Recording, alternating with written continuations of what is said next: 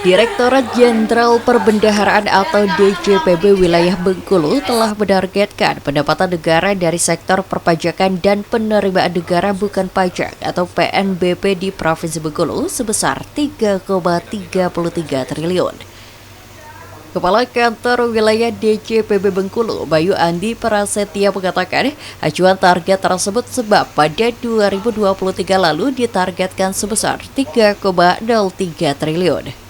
Ia menyebutkan pada 2024 target untuk penerimaan perpajakan di Bengkulu sebesar 2,98 triliun yang terdiri dari penerimaan perpajakan dalam negeri yaitu 2,96 triliun dan penerimaan bea dan cukai 26,63 miliar.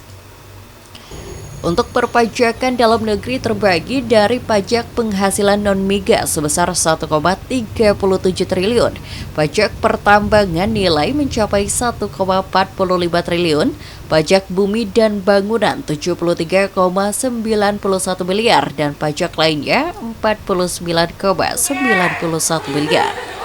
Untuk penerimaan bea dan cukai sebesar 26,63 miliar dan dari sektor penerimaan negara bukan pajak seperti PNBP lainnya 115,26 miliar dan pendapatan Badan Layanan Umum atau BLU sebesar 229,20 miliar.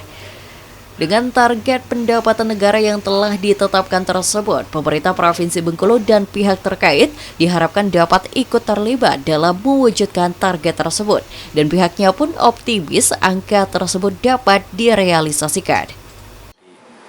PNBP.